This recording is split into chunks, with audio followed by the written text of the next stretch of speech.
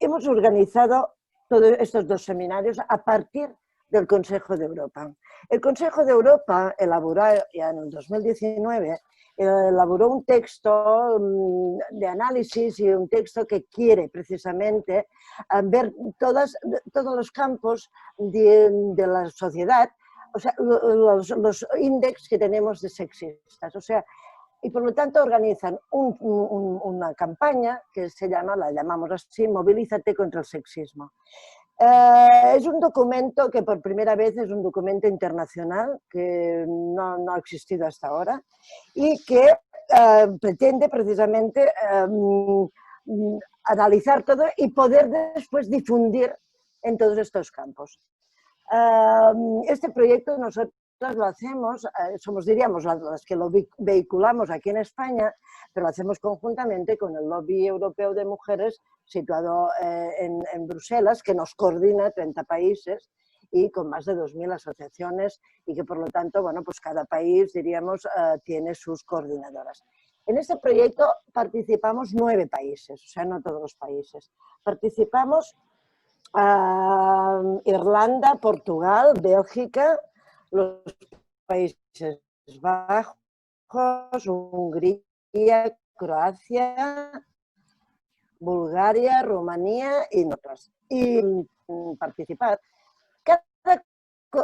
Cada país ha escogido, diríamos, un campo, porque no se podían analizar todos los campos. Entonces nosotros hemos escogido precisamente los medios de comunicación y justicia, porque creemos que son dos campos donde el sexismo es como muy evidente, en todos lo es, pero que influyen mucho en las decisiones de las mujeres, o sea, que influyen, hay campos que a lo mejor pues, no son tan evidentes o que influyen tanto, que condicionan tanto, y en estos pensamos que sí, de todas maneras puede ser, o sea, hay otros que también son muy interesantes.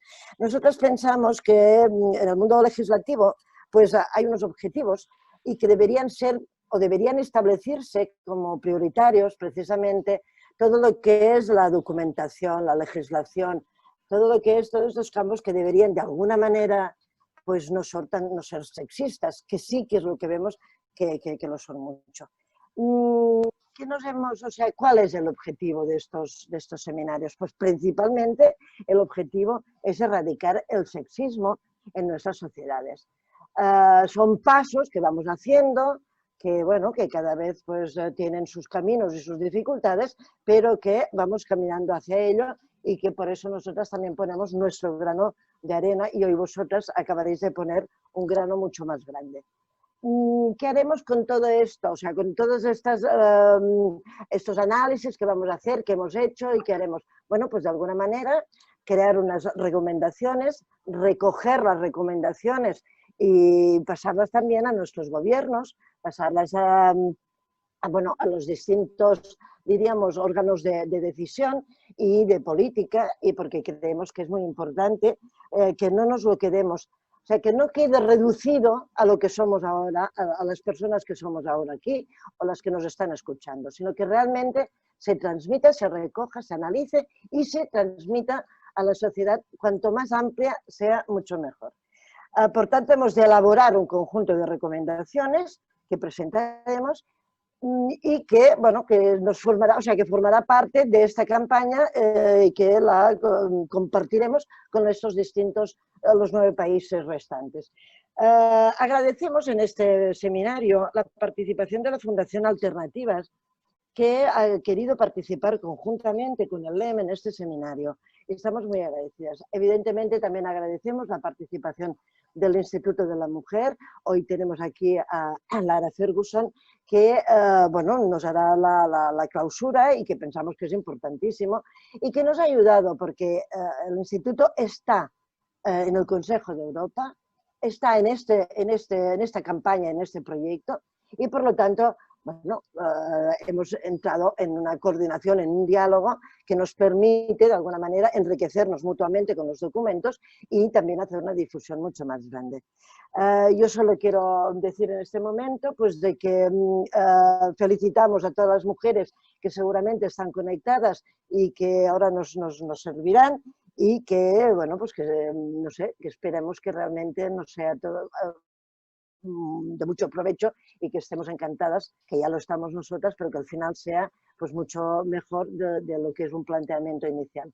Muchas gracias y pueden, pueden empezar, Teresa, por favor. Hola, bueno, buenas tardes. Soy la secretaria general del Lobby Europeo de Mujeres en España y voy a hacer la moderación de este seminario. Rosa lo ha contado todo ya, pero solo por una breve puntualización. ¿Por qué hemos elegido la justicia?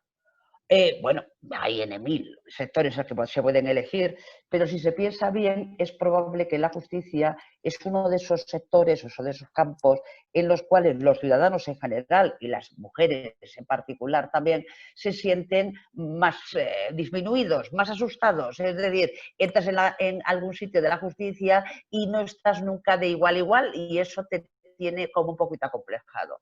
Y claro que existe sexismo en la justicia, unas veces más evidente y otras veces menor.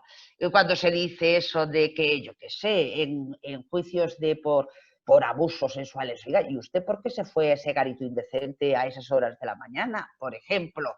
O en temas de malos tratos, bueno, a lo mejor es que usted no ha tenido la suficiente paciencia para manejar la relación. O en conflictos del cuidado de los niños, tal vez es que usted influye mucho en su hijo para que vea mal a su padre. Pero no solo es en eso, también en el tema de las personas que están en la propia judicatura. No conocemos, yo qué sé, sentencias discutibles que, además de tener críticas por razones políticas, a veces, si el tribunal es de mujeres o la presidenta del tribunal o la ponente, entonces un cierto tono crítico misógino, claro, bueno, vaya, es que no sé qué. O en promociones, es hora menos que ser. En realidad, por terminar, la justicia es un ámbito tanto para los ciudadanos que reciben las consecuencias de la justicia como para quienes lo ejercen en sus diferentes facetas. Puede existir, y necesitamos reflexionar si existe para corregirlo, elementos de sexismo. Para hacer este debate hemos pensado, por tanto, que era muy conveniente y bueno tener un espectro razonablemente amplio de lo que se mueve en torno a la justicia. En primer lugar, luego presentaré a cada una de las ponentes antes de darles la palabra, alguien que te cuente un poco los marcos legislativos, comunitarios, europeos, etcétera, que sitúen este trabajo, en mi opinión, muy excelente en Europa para ayudarnos a avanzar a todos los países que formamos parte de la Unión Europea. Por supuesto, teníamos que tener personas de la judicatura, el Consejo General del Poder Judicial y una persona muy experta en temas de violencia y una juez que luego la presentaré, pero no necesita presentación por su larga experiencia, como es Manuela Carmena. Pero también la Fiscalía, y por eso hemos pensado en una persona de la Fiscalía, no solo experta en violencia, sino de un largo recorrido en la Fiscalía. Y finalmente también hemos pensado en alguien que fuera abogada en ejercicio para contar el asunto, la visión del tema desde el punto de vista de una abogada que llega allí a los juzgados, que en su caso reúne dos condiciones importantes. No solo es abogada, sino que también es presidenta de una asociación de mujeres y nos dará el punto de vista de ONGs, de asociaciones de mujeres en este problema. Sin más, voy a pasar a presentar a cada una con un poquito más de detalle a cada una de las ponentes. Sí decir que pedimos a todas que se ajusten a un tiempo de 8 minutos, más o menos. Como os he contado antes, podemos darle un poquito más de tiempo a Teresa Freixes, que no va a poder estar luego en el debate porque a las 6 se tiene que marchar, me lo ha dicho, y entonces ya la parte del debate no. Y también voy a presentar a Lara Ferguson, aunque se ha quitado del vídeo, porque es probable que luego en el debate ella quiera intervenir, hacer puntualizaciones, tener opiniones, etc. Por empezar con, bueno, por supuesto, damos las gracias a la Fundación Alternativas y al Instituto de la Mujer, ya lo ha dicho antes Rosa y no me reitero en ello. Empiezo por Teresa Freixes. Seguramente sí hay que definir 4 rasgos de Teresa Freixes, a riesgo de equivocarse, como a todo el mundo le pasa. Yo situaría de esos 4 rasgos que es catedrática Jean Monnet ad personam, que es un cargo otorgado por la Comisión Europea por su trabajo en pro de la integración europea. Eso es un elemento que yo creo que define muy claramente a Teresa Freixes. Ha sido, no es ahora porque ya está jubilada, catedrática de Derecho Constitucional en la Universidad Autónoma de Barcelona. Y eso del derecho constitucional creo que es otro rasgo que define a Teresa Freixes. Y por citar otras dos cosas que yo creo que la definen, ha trabajado como experta para la Agencia de Derechos Fundamentales de la Unión Europea y para el Instituto Europeo para la Igualdad de Género. Derechos fundamentales, igualdad, elementos constituyentes y vocación europeísta seguramente la definen. Me permitirá muy brevemente contar una anécdota de Teresa Freixes que a lo mejor ella no recuerda. Yo la invité una vez, que yo era directora de igualdad en el Ayuntamiento de Coslada, a dar una charla en el Ayuntamiento de Coslada. Una charla para las mujeres del municipio. En fin, poco antes de empezar la charla, a mí me entró un momento de pánico, porque yo dije, bueno, las asistentes van a tener unos intereses que seguramente no se compaginan mal con lo que Teresa Freixes, una experta en el tema de cuestiones de derecho, va a contar. Sorprendentemente para mí, en la sala no se podía oír una mosca porque hubo un silencio total y las asistentes estaban todas encantadísimas porque se habían enterado perfectamente de lo que Teresa Freixes contaba. Como ella dice, nosotras somos fans suyas, ella dice siempre, bueno, es que porque yo cuento unas cosas que nadie más cuenta. Y yo digo, sí, pero las cuenta de una manera muy clara y pedagógica que todos nos enteramos. Teresa, tienes la palabra. Muchas gracias. Muchas gracias, Teresa. Se nota que es amiga mía, ojo. Eso hay que tenerlo también muy en cuenta. Y muchas gracias al lobby, Rosa María, encantada de verte, así entre comillas, aunque sea en estas circunstancias, y a todo el resto, gracias al Instituto de la Mujer, a la Fundación Alternativas, por haberme invitado a participar en este debate con este panel tan estupendo de personas expertas realmente en el tema. No te preocupes, Teresa, que yo te había dicho que sí, que podría hacer un resumen de lo que todas se dijeran, incluido el debate, etcétera. Yo eso lo voy a hacer porque como esto estará grabado, lo voy a recuperar y cuando ya esté instalada, porque hago un viaje mañana y me instalo en otro lugar, ahora estoy en Bruselas, me voy a ir a Heidelberg, pues el fin de semana yo lo visualizo otra vez y no os preocupéis que yo envío el resumen tal como comprometí. Es decir, que con eso podéis contar sin el más mínimo problema y seguimos perfectamente en contacto. Evidentemente me ha tocado el tema europeo. Sí, eso que dice Teresa Nevado, que nadie cuenta y que yo voy de alguna manera predicando por todas partes. El seminario tiene su origen en un texto del Consejo de Europa, una recomendación del Consejo de Europa, que es una de las grandes organizaciones europeas. La más grande, ahí hay 47, 48, 49 estados y además observadores, porque es una organización de tipo internacional, de coordinación, y que es obligatorio, es el paso previo para que un Estado pueda ser miembro después de la Unión Europea. Y es un poco el filtro que se tiene que pasar para poderse integrar posteriormente en la Unión Europea. Si no se pasan las verificaciones del Consejo de Europa, no se puede integrar nadie en la Unión Europea. Por eso son dos organizaciones que trabajan pues, muy estrechamente la una con la otra. Y por eso en los grandes textos de la Unión Europea, en los tratados comunitarios, en el Tratado de la Unión Europea y a lo largo de todo el tratado, va apareciendo muchas veces el Convenio Europeo de Derechos Humanos, que es un convenio del Consejo de Europa y que la Unión Europea lo hace suyo. Es decir, que hay una relación, una simbiosis jurídica extraordinaria. Y todos los Estados miembros de la Unión Europea, claro, también son miembros del Consejo de Europa. Y por lo tanto, todos estamos también sometidos no solo a las normas de la Unión Europea, sino también, si somos de la Unión Europea, a las normas del Consejo de Europa. Y el Consejo de Europa, pues a veces va un poco por delante de la Unión Europea y a veces va un poco por detrás. Porque, claro, la Unión Europea ahora somos los 27 y en la otra 40 y tantos.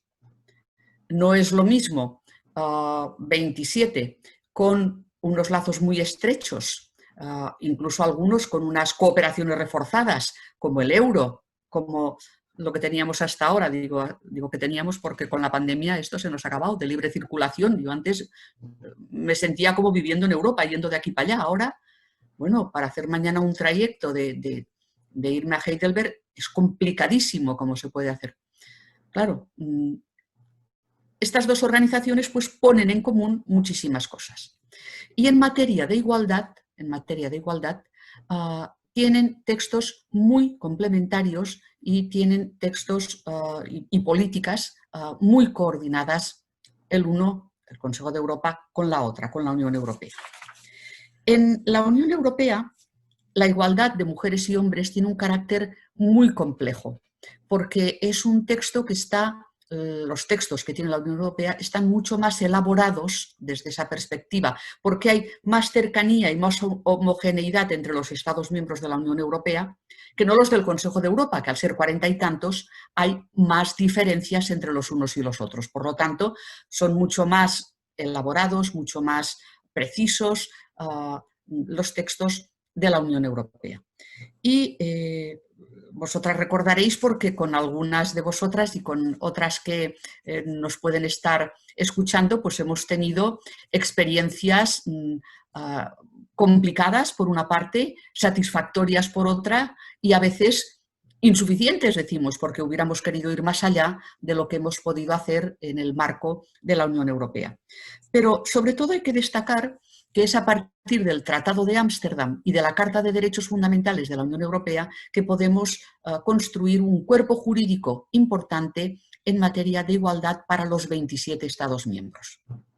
Y ese cuerpo jurídico importante en materia de igualdad está conformado por una serie de construcciones generales, que les llamo yo, y por una serie de manifestaciones específicas, en las cuales, tanto en las construcciones generales como en las manifestaciones específicas, todo el acervo del Consejo de Europa también se integra.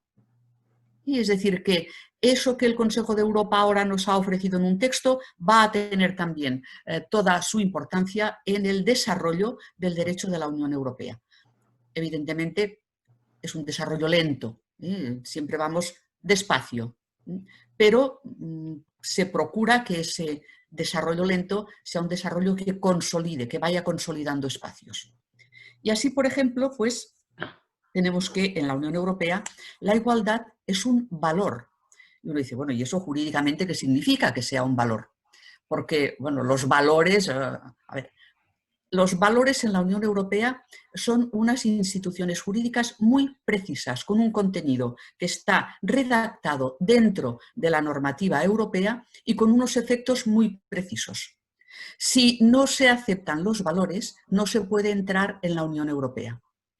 Si esos valores se incumplen o se ponen en riesgo continuado, hay un procedimiento que se llama el procedimiento de sanción del artículo 7, incluso un mecanismo previo, el mecanismo preventivo, que se le llama el preartículo 7, que puede, digamos, instarse contra los estados que infrinjan valores.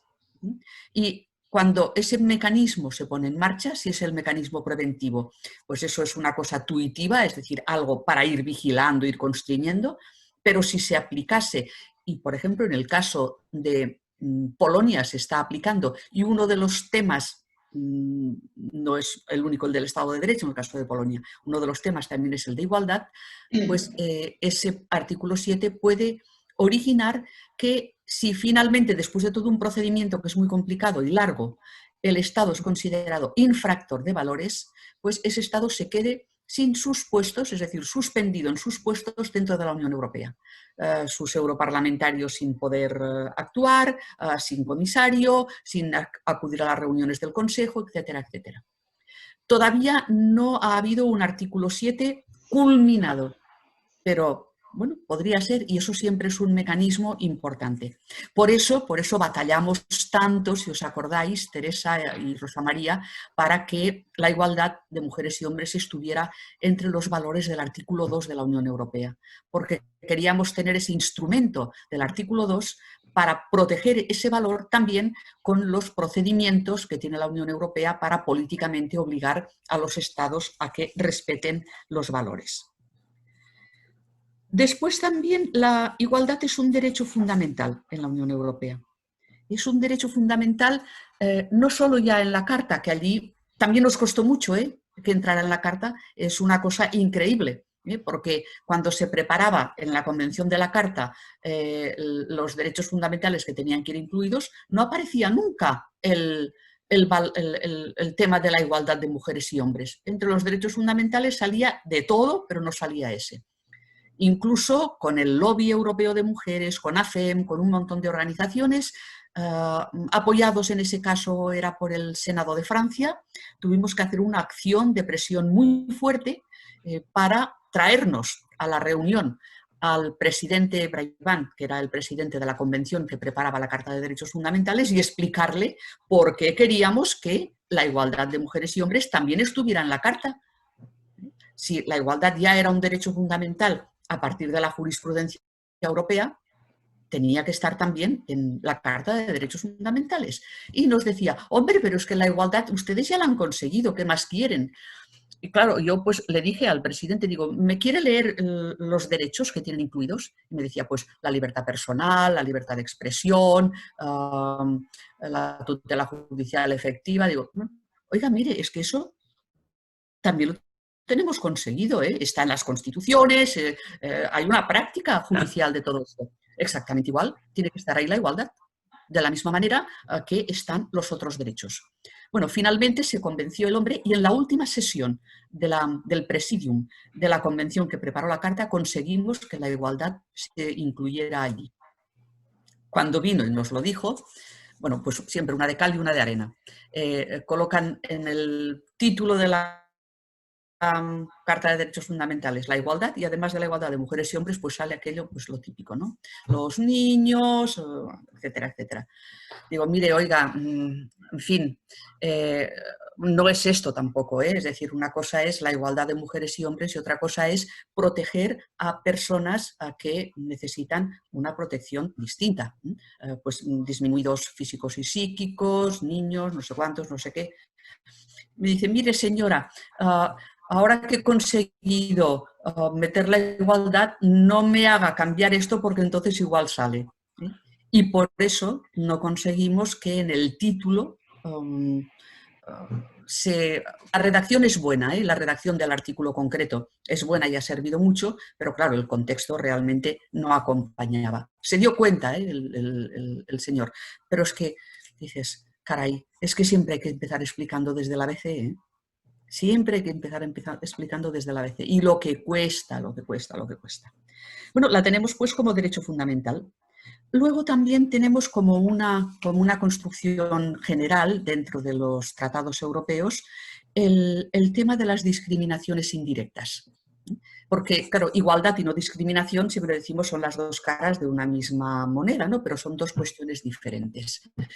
Y pues se consiguió que los tratados prohibieran también las discriminaciones indirectas, y eso ya lo habíamos conseguido meter en el Tratado de Ámsterdam mucho tiempo atrás. Y la última construcción general fue la inversión de la carga de la prueba, que se ha consolidado dentro del derecho de la Unión Europea, con, digamos, la salvedad de que en el ámbito penal los Estados la pueden matizar por aquello del respeto a la presunción de inocencia. No eliminar, pero sí matizar. Bueno, pues estas construcciones generales van acompañadas de todo un listado enorme de manifestaciones específicas, que las voy a enunciar y solamente explicaré un poquito las dos últimas, porque me parecen un poquito más mezcladas con todo esto. Teresa, intenta... Sí. Nada, sí. Vale, pues las listo, y en todo caso ya os enviaré un documento porque saldrá pronto esto publicado y así también lo podré tener y discutir. Pues bueno, es igualdad de remuneraciones por un mismo trabajo o por trabajo de igual valor, que no es lo mismo una cosa que la otra. Mismo trabajo o trabajo de igual valor. Igualdad de trato en el trabajo. Igualdad de trato relativa a la seguridad social y a la ayuda social, que son también dos cosas diferentes. La conciliación entre la vida familiar y profesional. La organización no discriminatoria del trabajo a tiempo parcial. La dignidad en el trabajo y la prohibición del acoso sexual. Las acciones positivas, que ríos de tinta nos hizo correr. La participación equilibrada en la toma de decisión política, económica y social. La cooperación al desarrollo. la ciencia y la educación y la formación profesional continuada a lo largo de la vida, las medidas contra la violencia sobre las mujeres y los niños, la igualdad en el acceso a bienes y servicios, la dimensión de género dentro de los fondos estructurales y la aplicación de la igualdad en las previsiones presupuestarias y financieras. Todo esto tiene regulaciones en reglamentos, directivas, en tratados internacionales conexos como la Convención de Estambul y toda una serie, digamos, de jurisprudencia, tanto del Tribunal de Derechos Humanos, el de Estrasburgo, como del Tribunal de Justicia de la Unión Europea, el Tribunal de Luxemburgo. Bien, pues No te puedo este es atender un ahora, poco ¿eh? el marco que ya veis que es muy general, que si tuviéramos que explicarlo necesitaríamos, en fin, no un seminario, sino aquello como una serie de televisión, poder explicar de una manera, digamos, precisa y completa toda esta serie de cuestiones, pero es importante saber que existe, que se puede consultar en las páginas web de Unión Europea y de Consejo de Europa, porque ahí podemos encontrar muchos instrumentos que nos puedan ayudar en esta, digamos, lucha continua por la consolidación de la igualdad y los avances en materia de igualdad. Muchas gracias. Gracias, Teresa. Querría ahora presentar, podríamos estar muchísimo más y que nos explicara muchas más cosas, pero bueno, tenemos un poco el tiempo acotado y le agradecemos a Teresa la claridad de sus explicaciones. Voy a presentar ahora a María Ángeles Carmona Vergara. Es miembro del Consejo General del Poder Judicial, es la presidenta del Observatorio contra la Violencia Doméstica y de Género desde el año 2014 y profesionalmente ella está muy ligada al tema de la violencia porque también su trabajo, independientemente del Consejo General del Poder Judicial, es un juzgado de violencia sobre la mujer en Sevilla. Como en función de su actividad, en función de su pertenencia al Consejo General del Poder Judicial, obviamente ella ha intervenido en todo el proceso, como experta en todo el proceso de negociaciones del Pacto de Estado contra la Violencia de Género en el Congreso, en el Senado, etcétera.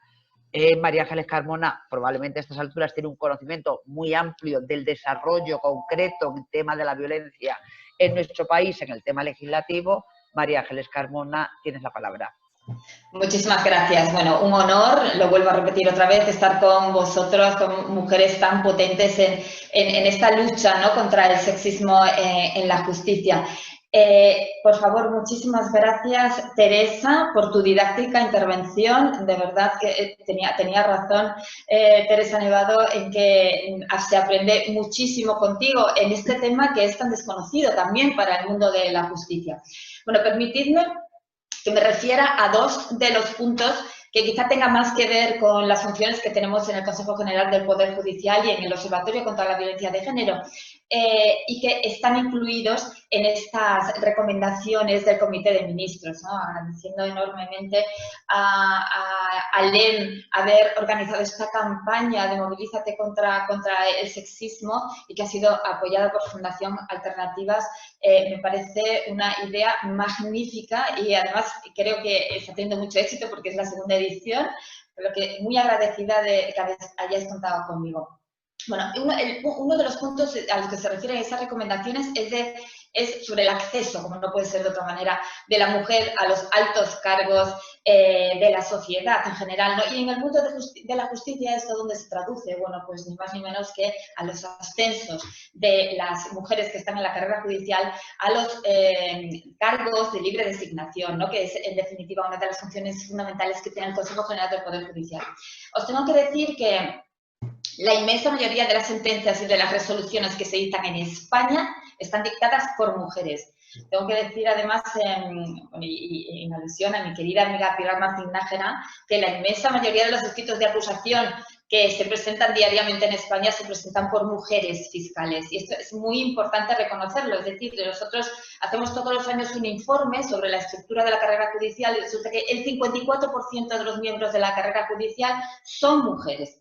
Si observamos la edad media de esas mujeres suele ser bastante más inferior a los hombres, claro, porque históricamente la carrera judicial, o sea, no es que estuviera integrada solo por hombres, es que las mujeres no teníamos acceso a la carrera judicial, estaba prohibido en España. ¿Cómo están los altos cargos de la judicatura ahora mismo, actualmente? Pues mirad, en el Tribunal Supremo ya hay un 21% de mujeres. Precisamente en el último pleno del Consejo General del Poder Judicial nombramos a la primera mujer presidenta de una sala, en la sala cuarta, hemos nombrado a la magistrada Segoviano. En la Audiencia Nacional tenemos ya un 42% de mujeres, una de ellas preside la sala de lo penal. En los Tribunales Superiores de Justicia un 36% también son mujeres, 2 de ellas están presidiendo el TSJ de Valencia y el de Extremadura. 20 de ellas también están presidiendo salas, y en las audiencias provinciales, por último, 10 mujeres han sido nombradas presidentas. Un 39% de los miembros de la carrera judicial de las audiencias provinciales son mujeres. En estos últimos años es verdad que han ido accediendo muchas más mujeres, pero todavía nos queda un larguísimo camino hasta llegar al 50%, como estáis viendo, ¿no? Y sobre todo estamos observando que hay pocas candidaturas de mujeres a esos cargos. ¿Por qué? Pues desgraciadamente todavía la conciliación de la vida familiar de estas mujeres juezas va en detrimento de su carrera profesional. Un dato curioso, y con esto ya voy al otro tema que me interesa muchísimo: el 72% de los juzgados de violencia sobre la mujer están servidas por mujeres. Es curioso, ¿no? Como hay una especial sensibilidad, una especial concienciación de las mujeres en el ámbito de la violencia sobre la mujer. El segundo punto al que se refieren las recomendaciones, que es fundamental, es el tema de la formación. Es cierto que yo he formado parte de ese grupo de expertos que han elaborado el Pacto de Estado contra la Violencia de Género, y la palabra que más se repite en el Pacto de Estado es formación. Esto de evitar el sexismo, esto de luchar contra la violencia sobre las mujeres, no es un tema de concienciación y de sensibilización, va mucho más allá, es un tema de formación, que por desgracia adolecemos en muchos ámbitos y sobre todo de la justicia. Esto hace que el acceso de la mujer a la justicia sea mucho más dificultoso. ¿A qué se refiere con la formación? Es decir, nosotros en el Consejo General del Poder Judicial estamos haciendo un esfuerzo enorme, a partir sobre todo de la última reforma de la Ley Orgánica del Poder Judicial, que ha introducido una especialidad propia dentro de la carrera judicial en materia de violencia sobre la mujer. Estamos ya muy avanzados en este curso de especialización. Y luego otra de las novedades importantísimas, y es que todos los jueces y juezas que quieran tener una especialidad en la carrera judicial tienen que pasar obligatoriamente por un curso de perspectiva de género. Da igual la jurisdicción de donde vayas a ir, ya sea la civil, la contenciosa, la mercantil, la laboral, la violencia penal. Todos los jueces en España tienen que tener esa perspectiva de género. Nosotros estamos especialmente esforzándonos mucho en esto, no solamente en el temario de oposiciones de acceso a la carrera, sino en los contenidos en la escuela judicial, en los cursos de formación continua y dirigidos a toda la carrera judicial. ¿Qué es lo que aprenden los jueces y las juezas en estos cursos de formación? Bueno, nosotros decimos que el Poder Judicial, a través de sus sentencias y de todas las resoluciones que se dictan a diario en los órganos judiciales, por supuesto que está obligado a aplicar el principio de igualdad, que está reconocido constitucionalmente y en nuestra legislación, y por tanto extender a las mujeres todos los derechos que históricamente han pertenecido a los hombres. Pero es que además el Poder Judicial está obligado a combatir los estereotipos de género, estos prejuicios que tenemos todos en esta sociedad. Es más, ser mujer tampoco te absuelve de tener esos prejuicios, estos estereotipos de género. Estos estereotipos de género son absolutamente nocivos sobre todo a la hora de dictar resoluciones, porque se trata de prejuicios, de una serie de opiniones preconcebidas acerca de una serie de atributos, una serie de roles, por todos conocidos, que tradicionalmente se atribuyen a las mujeres o que deben atribuirse a las mujeres, ¿no? De hecho, estos estereotipos son hostiles para las mujeres normalmente, es decir, pues se dice que las mujeres somos más irracionales, histéricas, más débiles, no entendemos de política. Otros estereotipos que parecen más intrascendentes también son muy nocivos, como por ejemplo, pues que tenemos esa labor de cuidadoras, que somos más emocionales, que cuidamos más nuestro aspecto físico. Esto lo que hace es relegarnos a cargos, a funciones de la sociedad más relegadas o de segundo nivel. Para dictar una resolución justa, hay que aplicar y para aplicar plenamente el principio de independencia, el principio de objetividad, es necesario que las resoluciones judiciales estén libres de estos estereotipos de género. Por eso, para nosotros es tan importante detectar de qué manera estos estereotipos de género están influyendo en las resoluciones judiciales, porque es que no afectan solo al caso concreto que se está enjuiciando, es que tiene una repercusión que va mucho más allá, puesto que están respaldadas por el Poder Judicial y se trata, evidentemente, de un poder del Estado que al final tiene la última palabra. Por eso, esa imagen de la justicia tiene que estar libre de esos prejuicios.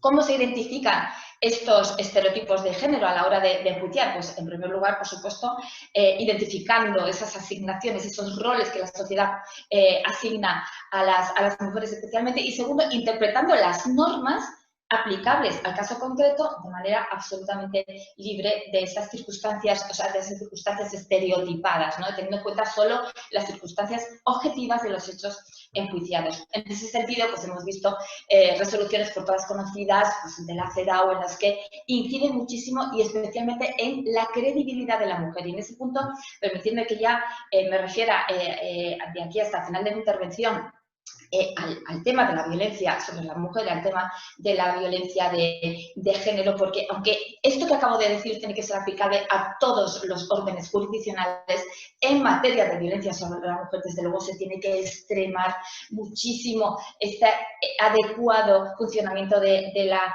jurisdicción y de la aplicación del derecho. Centrándonos entonces en el tema de la violencia machista, me gustaría hacer una serie de puntualizaciones y hacer referencia muy rápidamente a las últimas sentencias que se están dictando en el Tribunal Supremo. Sin duda, muchas de ellas de la Sala Segunda, también en las otras salas, no me va a dar tiempo a referirme al resto de las salas. Creo que hoy mismo ha salido una sentencia de la Sala Cuarta también que ha supuesto un paso adelante importante en esa visión, ¿no?, de lo que significa la protección de la mujer por el hecho de ser mujer. Sin duda, todas estas sentencias a las que me voy a referir son, por supuesto, gracias al mérito de los magistrados, pero también de la Fiscalía Delegada de Violencia contra la Mujer, a la que tengo el honor de ser amiga de Pilar Martín Najera, y le agradezco enormemente su contribución a todas y cada una de las sentencias a las que me voy a referir a continuación.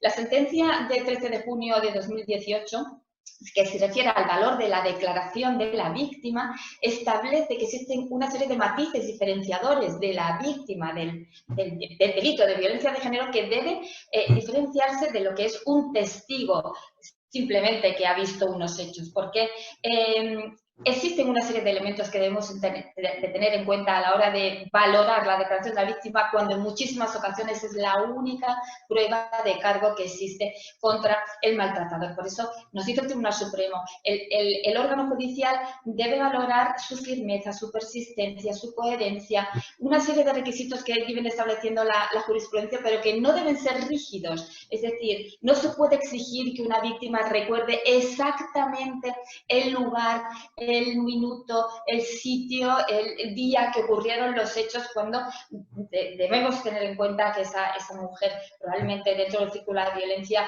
no recuerde exactamente esos hechos.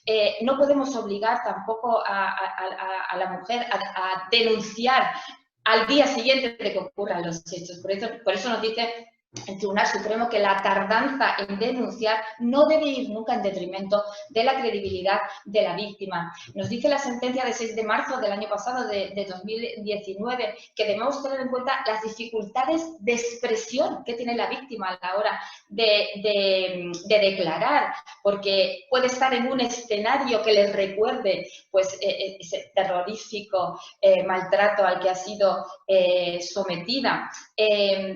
Tiene muchos miedos la víctima. Nos recuerda el Tribunal Supremo que tiene miedo, por supuesto, un temor tremendo al agresor, miedo a las represalias del entorno del propio agresor. Tiene miedo a perder a sus hijos. Esto nos lo encontramos día a día en los juegos de violencia sobre la mujer, porque el maltratador se ha encargado de amenazarla con quitarle a sus hijos y, lo que es peor, con hacerle daño a sus hijos. tiene muchas ganas de terminar cuanto antes esta situación tan terrible, o sea, tiene ganas de terminar pronto con la declaración, tiene deseo al olvido de los hechos, es decir, todas estas circunstancias emocionales por las que pasa una víctima, las tiene que tener en cuenta el juzgador, las tiene que tener en cuenta también el juez de instrucción, y así nos lo ha dicho ya el Tribunal Supremo. Habla el Tribunal Supremo del síndrome de la mujer maltratada en un símil al propio síndrome de Estocolmo, que le lleva incluso a negar los hechos, le lleva incluso a mentir al médico, a veces, ¿no?, a engañarle y decirle que en realidad los golpes no los ha infligido su propio maltratador, sino accidentalmente. Nosotros llevamos muchos años en el Consejo General, en el Observatorio, haciendo recomendaciones, guías de criterios de actuación judicial, pero es todas estas recomendaciones que se han incluido en el Pacto de Estado contra la Violencia de Género, y agradecemos enormemente tanto al Congreso y al Senado por haber tenido en cuenta la experiencia del Observatorio en ese sentido, pero ahora estas medidas del Pacto de Estado se están incluyendo en las sentencias del Tribunal Supremo, y esto es importantísimo porque generan jurisprudencia y por lo tanto deben impregnarse todas las demás resoluciones judiciales con esta doctrina del Tribunal Supremo. Se ha referido ya a las circunstancias de agresión mutua. Creo que, Susana, te oí en una ocasión hablar de la preocupación enorme que hay entre los abogados y abogadas precisamente en estos casos de denuncia cruzada, en los que automáticamente en muchos juzgados se le toma declaración a la víctima como investigada, sin pararse a pensar que esa mujer ha podido actuar en legítima defensa o no. Nosotros hacemos recomendaciones de que primero se cribe la racionalidad de esa denuncia cruzada, que se oiga al médico forense para ver si las lesiones que tiene el agresor son de defensa o no. Bueno, sí, solo una más. Permitidme que me refiera a La Manada. Mundialmente conocida, una sentencia que ha sido traducida a muchísimos idiomas. Lo dejo ahí. Ahí está la perspectiva de género aplicada en un caso mediático terrible. Bueno, todos conocéis la sentencia, y si no la habéis leído, por favor, leerla. Para terminar y para concluir, nos queda mucho por hacer, por supuesto. ¿Se ven visos de luz al final del túnel? Se ven. Debemos seguir por ese camino, y desde luego nosotros en el Consejo y en el Observatorio vamos a hacer todo lo posible. Muchas gracias. Muy bien. Muchas gracias, María Ángeles. Disculpadme si lo recuerdo un poquito el tiempo, lo recuerdo incluso pasado ya el tiempo. Bueno, como ya hemos dicho antes, no contar con la Fiscalía en este debate, pues sería un debate cojo.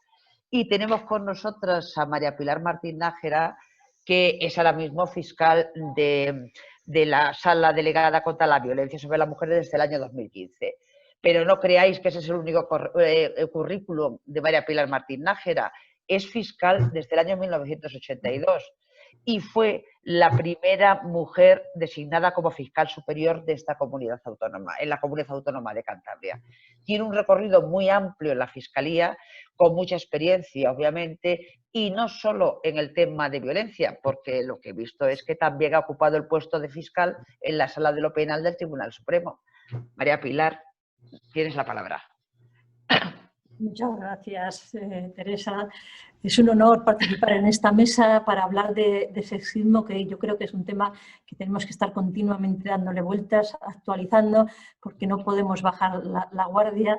Los estereotipos nos rodean y nos hacen muchas veces, como dice en la recomendación del Consejo de Europa, fundamentar inadecuadamente las resoluciones y en consecuencia dictar resoluciones que pueden vulnerar un derecho humano como es la igualdad. Porque el principio de igualdad se puede proclamar en miles de leyes, pero como no bajemos al día a día, a la igualdad efectiva y real en cada uno de los casos, en cada una de las mujeres que acuden a la justicia y que están pidiendo igualdad, es un valor que se queda pues un poco teórico, ¿no? Y a mí me preocupa mucho no el sexismo ese grotesco o grosero que todo el mundo reacciona inmediatamente, sino ese sexismo sutil que nos impregna a toda la sociedad, el chiste, el comentario, el ninguneo, esa cosa que casi no se da cuenta más que la persona que lo sufre, pero que se va normalizando, se va banalizando, se va convirtiendo en algo que no tiene importancia. Realmente sí que tiene importancia porque estos estereotipos son el fundamento después de la desigualdad y de la desigualdad más grande que es la violencia y la humillación de las mujeres. Yo siempre que hablo de sexismo recuerdo una frase de Einstein que dice que es más fácil desintegrar un átomo que un prejuicio. Y ahí estamos, ¿no? En desintegrar los prejuicios que hemos ido mamando todos en la sociedad en la que estamos y que vamos normalizando y que encima nos sirven de atajo para no pensar, sino que llegamos, si decimos que es mujer, pues es emocionalmente inestable, y si decimos que es hombre, es fuerte. Y todos utilizamos estos atajos para resolver nuestra vida ordinaria. Pero claro, cuando estamos hablando de justicia, hay que tener mucho cuidado. Hay que tener mucho cuidado porque estamos resolviendo los conflictos de las personas que acuden a fin de tener una resolución justa. Entonces, la forma de que estos prejuicios que todos tenemos se neutralicen es utilizar la perspectiva de género. Como dijo el Consejo de Europa, se ha plasmado en cantidad de resoluciones. El propio Convenio de Estambul está absolutamente impregnado de la perspectiva de género en las políticas activas, en la protección a las víctimas, en la atención a los hijos. Continuamente habla de que la perspectiva de género debe ser el criterio de análisis y de abordar y de enfoque de todos los temas para ver cómo afectan a los hombres y a las mujeres y saber si realmente son igualitarios o no son igualitarios. Coincido con Maru en todo lo que ha dicho, ¿no? que la formación continua es absolutamente imprescindible. Pero también es necesario la empatía y la humanidad, si es que no estamos hablando de cosas diferentes para hombres o mujeres, sino el empatizar, el ponernos en lugar de una víctima que acude y intentar comprender lo que está pasando en ese momento, en el momento que acude a los órganos judiciales. Y si es importantísimo neutralizar esos prejuicios a la hora de resolver, y las sentencias del Tribunal Supremo, como ha dicho María Ángeles Carmona, son las que están dando pasos de gigante a la hora de marcar, cambiar criterios, que un poco en la línea que dice Teresa Freixes, no es tanto, pero es una especie, no de inversión de la prueba, ni de limitar el principio de presunción de inocencia, pero sí una serie de matizaciones, de, oye, nos tenemos que poner en el lugar de la víctima y valorarlo teniendo en cuenta ese contexto y esas circunstancias. Pues si todo eso es importante, yo creo que la perspectiva de género y la igualdad es imprescindible desde el mismo momento en que una víctima acude a un órgano judicial, pide acceder a la justicia, pide el reconocimiento de sus derechos. Entonces, la perspectiva de género cuando se recibe la declaración, la perspectiva de género para no pedir diligencias inútiles, la perspectiva de género para instar que se tramite rápidamente, para solicitar todas las medidas que el ordenamiento jurídico pone en nuestras manos para que no sea vista en la declaración judicial, para evitar la revictimización. Todo eso es perspectiva de género que después indudablemente va a afectar también al fondo de la resolución y sobre todo a la percepción que la víctima tenga de que le hemos tratado bien y que la justicia es igualitaria y que no ha existido ningún prejuicio como los que existen en determinados tipos de delitos, de que no se la cree, como son los delitos contra la libertad sexual, los delitos de violencia de género, en definitiva todos los delitos que afectan a la intimidad y a la libertad y que se cometen en el ámbito íntimo. En esos es donde el testimonio de la víctima es normalmente el único dato con el que se cuenta. Entonces, el nivel de exigencia, que lo ha dicho también el Convenio de Estambul, lo está diciendo Greve también, que España tiene un nivel de exigencia a la hora de valorar la credibilidad de la víctima, que realmente muchas veces es un obstáculo, ¿no?, para conseguir una sentencia, para conseguir una resolución. Todos estos son pasos que estamos dando. Creo que se ha invertido mucho en formación. La Fiscalía General del Estado, uno de los ejes de materia de formación es la perspectiva de género y ha optado por ese eje sobre otras especializaciones de las fiscalías porque entiende que no solamente en materia de violencia de género, en todo tipo de materias es importantísima la perspectiva de género, como puede ser en materia laboral, como puede ser, y a mí me preocupa especialmente, y sé que a Maru también, todo el tema de familia y el tema de los menores, cuando hay separaciones en que la violencia de género género no ha emergido, pero sí que existe un conflicto familiar en que hay una desigualdad importante entre el poder y las facultades, el poder del hombre y de la mujer, y eso puede afectar a los niños. Entonces, esta formación es fundamental en todos los ámbitos de la Administración de Justicia, y poco a poco vamos formándonos, se va dando importancia y se va intentando paliar lo que está en la sociedad. Mirad, os cuento una cosa, en la última promoción de fiscales que entró, cuando estuvimos hablando de violencia de género, se abrió un debate y había muchísima gente que pensaba que al hombre se le metía en la cárcel simplemente porque la mujer denunciaba, que las denuncias eran falsas, en fin, todo este ambiente y caldo de cultivo que está en la sociedad pasa también a los opositores que entran en la carrera, y ahí hay que hacer una labor muy importante para demostrar qué es la violencia de género y cuál es el problema de la igualdad y la perspectiva de género a la hora de enjuiciar estas conductas. Pero también es importante el tema de igualdad dentro de la propia carrera fiscal. La igualdad de posibilidades de acceso, pues es verdad que la Fiscalía General del Estado va un poco por delante del Consejo General del Poder Judicial, porque ya hemos tenido 2 fiscales generales del Estado mujeres, porque en las fiscalías de los tribunales superiores de justicia ya hay un 40% de mujeres que ostentan esa responsabilidad, pero todavía falta mucho porque en el Tribunal Supremo, en la máxima categoría de fiscales de sala, pues el porcentaje es un 80-20, cuando en la carrera ya estamos más del 65% mujeres. Y eso pues influye en muchas cosas, entre ellas porque las mujeres en general optan por atender a la familia, optan por seguir el papel de cuidadoras, perdón, y porque la mayoría de las excedencias para cuidados de familia o para cuidados de hijos entre 2 y 3 años las siguen cogiendo las mujeres. Todo ello al final influye en su promoción laboral y en definitiva en ostentar y participar en cargos de responsabilidad. Y aprovechando que me está fallando la voz, pues creo que ya he dado una pincelada. Vuelvo a agradeceros a todos vosotros el haber contado con la Fiscalía y la iniciativa de hablar de sexismo, que me parece no solamente estupenda, sino que me parece imprescindible para seguir avanzando en materia de igualdad. Muchas gracias. Muchas gracias, Pilar. Ahora que ya no tienes que hablar, seguro que se te pasa, porque eso tiene mucho también que ver con los nervios. Muchísimas gracias. Voy a darle la palabra ahora a Susana Martínez Novo. Susana Martínez Novo es amiga, es compañera, forma parte del Lobby Europeo de Mujeres en España, es la presidenta de una asociación de muchísimo peso en el trabajo contra la violencia contra la mujer, que es la Comisión de Investigación de Malos Tratos a Mujeres. Seguramente una de las asociaciones con más peso, trayectoria y experiencia. Pero además ella es abogada en ejercicio, y es abogada en ejercicio especialista tanto en familia como en derecho civil. Y creo que la visión de una abogada en ejercicio, no de las estructuras del sistema judicial, sino de una abogada en ejercicio, y que une además la visión de una asociación de mujeres que trabaja a favor de las mujeres, puede ser un punto de vista diferente, más interesante, que complemente a los anteriores. Susana.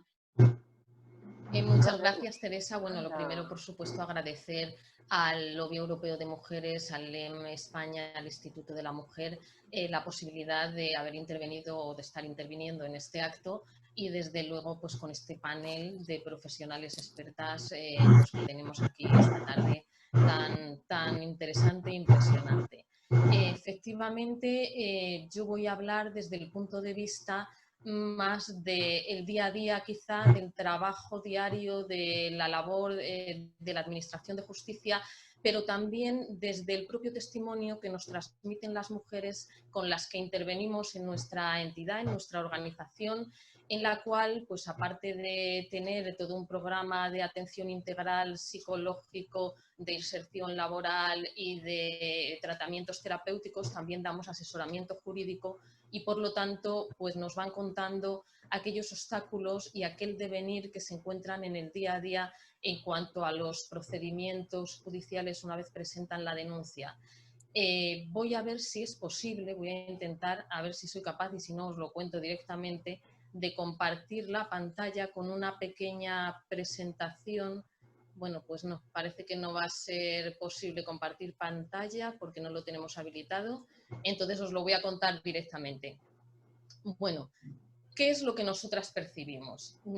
Yo pues estoy de acuerdo con Ángeles Carmona, por supuesto, en que hemos avanzado muchísimo en materia de igualdad. España es un referente internacional, por lo menos europeo sin duda ninguna, en materia de legislación relativa a igualdad y a violencia de género. Tenemos la Ley de Igualdad del 2007, tenemos planes periódicos de igualdad, la Ley 1/2004 de medidas integrales contra la violencia de género. Hay legislaciones autonómicas también que contemplan pues la lucha contra la violencia de género, y España ha ratificado el Convenio de Estambul. Y además, la culminación de todos estos procesos yo creo que estuvo también en la consecución del Pacto de Estado, que realmente plantea un elenco de medidas muy importantes. Pero lo que notamos, y en eso compartimos el diagnóstico elaborado por la Unión Europea, es que hay una brecha impresionante entre lo que es el derecho formal y lo que es el derecho material, entre lo que es la legislación con la que contamos y la aplicación de la ley. En este sentido, si bien es cierto que los tribunales han avanzado mucho en cuanto, yo voy a hablar a lo mejor quizá un poco más de violencia de género y de derecho de familia porque es lo que conozco en el día a día, también lo es que persisten los rasgos sexistas en la aplicación de la ley. Nosotras en nuestro trabajo diario nos hemos dado cuenta de que esa violencia de género cotidiana a la que pues, nuestra compañera Pilar Martín Nájera hacía alusión, de lo que pueden ser agresiones verbales, insultos, humillaciones, está absolutamente minimizada en los procedimientos judiciales. Os pondré un ejemplo, si me da tiempo luego, de este tema con una sentencia muy reciente que hemos tenido en la organización y otra que he tenido en el despacho. Igualmente percibimos que se sigue reproduciendo en muchas ocasiones el discurso sexista de, bueno, pero si al fin y al cabo eso te lo dijo en lo que era pues una discusión familiar motivada por la coyuntura de la separación. Pero claro, ahí el juzgado a veces no se da cuenta de que en ese conflicto familiar y en esas discusiones familiares resulta que normalmente es uno el que insulta y otra la que recibe la agresión verbal. Es lo que suele ocurrir. Y ahí es donde falta esa perspectiva de género tan importante a la que hacían alusión pues nuestras compañeras anteriormente. Por otra parte, en cuanto a la violencia sexual, nosotras percibimos que se sigue continuamente cuestionando a la víctima, trasladando la responsabilidad de lo sucedido a la víctima. ¿Cuántas veces no se ha dicho y se sigue diciendo, bueno, es que ella también participó en el jolgorio, es que el famoso no es no, ¿no? Es que, ¿por qué no dijo que no claramente? ¿Por qué cerró los ojos y se quedó callada? En esa sentencia inicial del procedimiento de la manada, por ejemplo, a la que Ángeles Carmona había hecho referencia, vemos que también las convicciones de los tribunales o de las personas tienen mucho que ver. Es decir, desde un ministerio fiscal que solicitaba inicialmente una acusación por agresión sexual, hasta un tribunal que en un inicio consideró que era abuso sexual, hasta un voto particular en el que se decía que debía haber una absolución. Es decir, ¿en qué margen nos movemos con unos mismos hechos probados? ¿Dónde está esa perspectiva de género? En cuanto, por ejemplo, a la violencia económica, desde la Comisión de Investigación de Malos Tratos se hizo hace años unas jornadas sobre violencia económica, sobre qué significa que uno de los dos miembros de la pareja, en este caso el hombre por regla general, esté controlando el patrimonio familiar, los ingresos, incluso los ingresos de la esposa y de la víctima, incluso el patrimonio privativo de la víctima, de tal manera que tenemos la sensación de que existe todavía una tolerancia prácticamente absoluta hacia ese estereotipo sexista donde el hombre ocupa el rol de titular de hecho, que no de derecho diría, y de administrador de hecho de los recursos familiares. En esas jornadas que hicimos buscamos jurisprudencia para ver en qué sentencias se visualizaba también una condena teniendo en cuenta ese control económico y esa violencia económica sobre la víctima, porque las mujeres siguen diciendo, le doy el recibo del supermercado, le hago las cuentas de la compra de todos los días, sigo sin atreverme a acceder a las cuentas bancarias porque se va a dar cuenta, porque me va a decir que por qué lo hago. Pues había muy pocas sentencias donde viniera reflejada esa violencia económica que desde luego se contempla como una violencia contra la mujer en el Convenio de Estambul. Por otra parte, existiría todavía lo que nosotras consideramos como una cierta violencia estructural o institucional, que de alguna manera viene reflejada en varios parámetros. Notamos que en los juzgados de violencia sobre la mujer o en los juzgados de instrucción que tienen competencia en materia de violencia sobre la mujer, hay una falta de especialización muchas veces en la materia civil frente a lo que pueda ser el procedimiento penal. ¿Y por qué lo notamos? Los regímenes de visitas de los menores se siguen dando en muchas ocasiones en base a formularios estereotipados. Es decir, eso que socialmente ya está admitido de un maltratador no puede ser buen padre, pues todavía no lo encontramos reflejado en el día a día de los juzgados, porque tenemos el régimen de visitas de fines de semana alternos y mitad de vacaciones y un día entre semana, y cuesta, de verdad os lo digo, Dios y ayuda, conseguir que el juzgado se dé cuenta muchas veces de que aquel insulto del padre hacia la madre, aquella agresión que el hijo ha presenciado, también está afectando a los hijos. ¿Pero qué ocurre? Pues que luego esa es la moneda de chantaje que utiliza el progenitor frente a la madre y que obstaculiza en muchas ocasiones la presentación de la denuncia. Es decir, aquella amenaza de la custodia compartida impuesta, aquella amenaza del régimen de visitas sigue estando en la desconfianza de las mujeres a la hora de presentar una denuncia. Igualmente, la tardanza en la administración de justicia. Esto es un problema que no ocurre exclusivamente en violencia de género, es una tardanza estructural, pero acaba teniendo una repercusión muy importante en los procedimientos de violencia de género desde el momento en que esos 2 años que puede tardar en resolverse un procedimiento penal o que un informe psicosocial de una familia tarde más de 1 año, da pie a que si la víctima no tiene un acompañamiento psicológico, no tiene un acompañamiento de sus abogados, acabe al final retractándose de la denuncia. Es decir, yo entiendo que no es un problema de fácil resolución, ni mucho menos, pero habría que tenerlo en cuenta porque sí que hay muchas mujeres que durante ese largo proceso, por dependencia económica, emocional o por pura desesperación, acaban retractándose de la denuncia. Y es muy importante también la actuación de las unidades de valoración forense integral, es decir, la valoración del riesgo y una respuesta a tiempo y adecuada a la situación que está viviendo la mujer puede cambiar de parte a parte la resolución del procedimiento en este caso. Además de todo esto, pues bueno, quería hacer hincapié ya solo en 2 cositas muy rápidas. Una, la violencia de género siempre encuentra nuevas formas de aparecer y de pronunciarse, y estamos aquí ante lo que es violencia de género a través de las redes, donde la justicia está empezando ya, bueno, ya están tipificados determinados delitos de violencia en las redes, pero es difícil llegar a la penalización de los mismos por la impunidad del propio medio en el que se produce el delito, por la vergüenza de la víctima a la hora de denunciar, por la dificultad de periciales informáticas que puedan llegar de un servidor a otro servidor, porque se borren los mensajes de chat, los correos electrónicos, por la propia falta de especialización incluso de los operadores de la justicia, incluidos los abogados y abogadas. En este sentido, pues muchas jóvenes que tenemos en nuestros grupos de terapia nos hablan de ese control que tienen a través del WhatsApp, a través del teléfono, a través de lo que puedan ser los correos electrónicos que tienen que estar,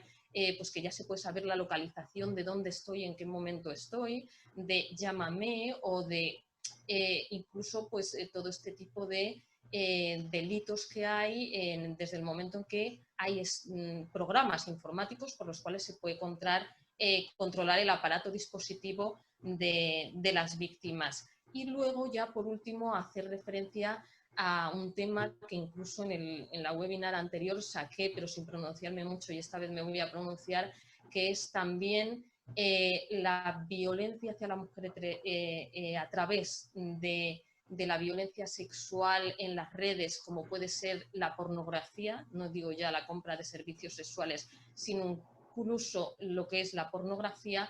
Creo que también es muy importante, y creo que ahí es que ni siquiera el legislador ha llegado. Después de todo esto, pues simplemente decir que me gusta dar el lado positivo. Y el lado positivo es que creo que hay pues propuestas que se pueden hacer para solucionar esto.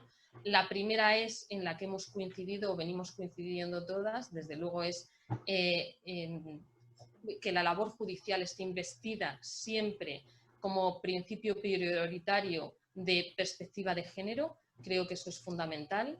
Creo que es fundamental, como se ha dicho anteriormente, la formación, y que, insisto, habría que hacer un poco más de hincapié en la formación también en las medidas civiles derivadas de los procedimientos de separación, divorcio, medidas paternofiliales en cuanto a pensiones, en cuanto a derechos de visitas, en cuanto a dar importancia a los impagos de pensiones como una extensión del control económico sobre la víctima una vez ya hemos dictado sentencia, que eso es muy duro luego y deja a las mujeres sumidas en una situación de precariedad. Aparte de la formación, desde luego creo que es imprescindible que se dote de recursos económicos a la Administración de Justicia. Nos faltan gabinetes psicosociales, nos faltan unidades de valoración forense integral. Las organizaciones creemos que la valoración del riesgo realizada por las fuerzas y cuerpos de seguridad del Estado es insuficiente y, por lo tanto, la cuestión económica, los presupuestos y los recursos es muy importante. Y por otra parte, pues la reparación del daño. Creo que habría que hacer un diagnóstico de las sentencias condenatorias, ver en qué medida las víctimas están siendo indemnizadas o no, ver en qué medida se está reparando el daño económico, porque no es la primera vez en que se le pregunta a la víctima, bueno, ¿y usted pide algún tipo de indemnización? No, yo solo quiero que me pida perdón, o yo no quiero para mí nada, yo solo quiero separarme. Bueno, pues también de alguna manera hay que hacer hincapié en que el daño tiene que ser reparado, incluida esa reparación posiblemente económica, y sobre todo, y lo más importante, yo pienso, y lo he dicho muchas veces y creo que es necesario repetirlo aquí, la Administración de Justicia es el último recurso, es quizá la punta del iceberg, pero aludiendo al principio de intervención mínima del derecho penal que decimos muchas veces, creo que la solución para que se sienten las bases de una justicia igualitaria está realmente en que partamos de una educación en igualdad. Y yo sigo repitiendo, educación desde el principio para que no tengamos que llegar a recurrir a los juzgados en todas las etapas educativas. Lo venimos pidiendo las organizaciones desde el inicio de los tiempos y creo que es básico para crecer y crear a las nuevas generaciones en una sociedad igualitaria. Y bueno, pues con esto, no sé si me quedan 2 minutos o no me quedan. No. Pues ya lo dejamos para el debate. Esa sentencia que os iba a leer con esa violencia cotidiana y minimizada y banalizada, la dejo entonces para el debate. Muchísimas gracias. Muchas gracias, Susana. Es que todos tendéis a pasaros, o todos tendemos a pasaros un poquito más, no, pero no te preocupes porque ha sido muy interesante tu intervención. Pero ya finalmente, de last but not least, tenemos con nosotras, quiero presentar a Manuela Carmena. Manuela Carmena no necesita presentación, obviamente, porque yo creo que todas las personas de Madrid y yo creo que todas las personas de España la conocemos porque ha sido alcaldesa de nuestra ciudad. Bueno, ella y yo nos conocemos desde hace mucho tiempo, a lo mejor de tiempos, no con una relación muy estrecha, pero sí con una relación muy larga, de eso de vivir en tiempos que a veces son más determinantes o más decisivos y que eso establece unas ciertas complicidades que en tiempos normales y corrientes se tienen menos. Pero sería falso por completo circunscribir el currículum de Manuela Carmena simplemente a que ha sido alcaldesa de Madrid.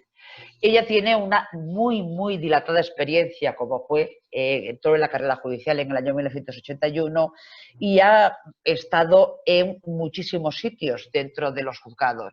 Por señalar simplemente un par de ellos que a lo mejor la gente no conoce en general, ha sido jueza de vigilancia penitenciaria y ha sido decana de los juzgados de Madrid. La gente de la carrera judicial lo recordará, pero el resto a lo mejor no. Ha sido cofundadora de la Asociación de Jueces y Juezas por la Democracia. Viene aquí en representación o gracias a la colaboración de la Fundación Alternativas, pero antes de ser juez en el año 81 también ha sido abogada laboralista y probablemente